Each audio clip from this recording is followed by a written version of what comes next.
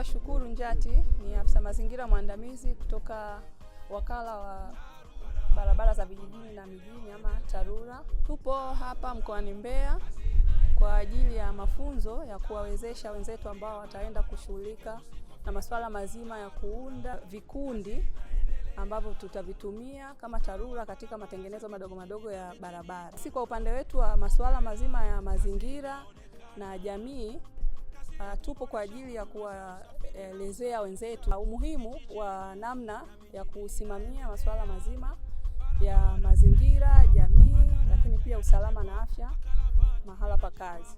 Kwa sababu hivi vikundi tutavitumia kwa ajili ya kufanya hayo matengenezo madogo madogo. Kwa hiyo watafanya kazi kwenye jamii, lakini pia kwenye mazingira ambapo ndo barabara zetu zilipo. Naitwa Engineer Tene Jilala, ni meneja wa TARURA wilaya ya Ludewa.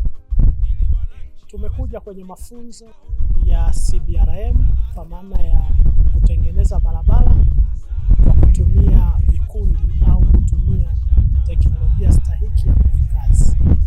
Kwa upande mwingine, tumekuja kubaini kuwa tukivitumia vikundi kama taasisi ya TARURA tunaweza kupata faida nyingi, kwa sababu tukivitumia vikundi ambavyo membazi wake au watu wake wako katika maeneo ya barabara husika, kwanza watu wale wanakuwa ni walinzi wa barabara yenyewe.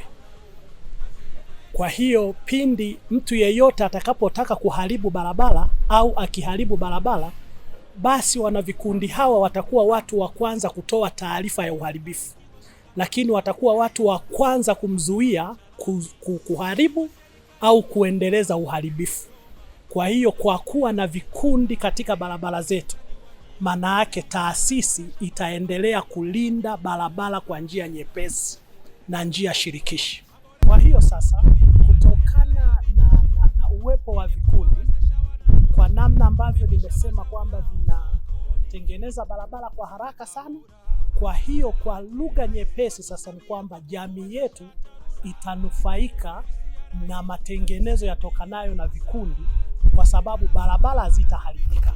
Hii ina maana sasa mkulima ataweza kufikisha mbolea mashambani bila tatizo, masika na kiangazi. Maana yake mkulima ataweza kuvuna mazao yake na kuyatoa shambani mpaka sokoni bila kuwepo na vikwazo, kwa sababu palipo na shimo litakuwa limefukiwa na vikundi. Palipokuwa daraja linataka kuleta shida, limerekebishwa na vikundi.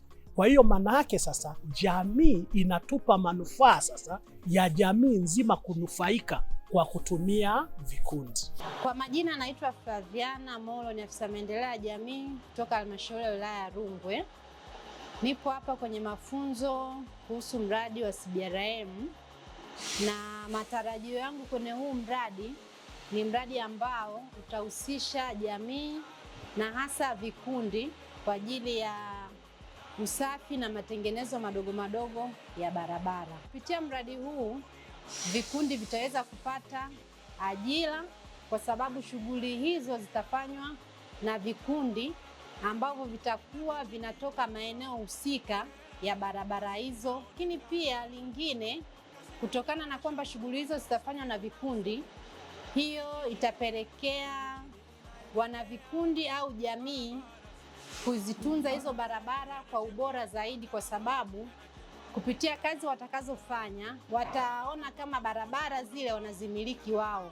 Kwa hiyo kutakuwa kuna ile hisia ya kumiliki kwamba barabara ni za kwao. Vikundi ambavyo vitatumika hususani ni vya wanawake na watu wenye ulemavu. Kwa hayo tunasema ni makundi maalum ambao wataweza kuinuliwa vipato vyao kupitia huo mradi ambao utaanza baada ya haya mafunzo.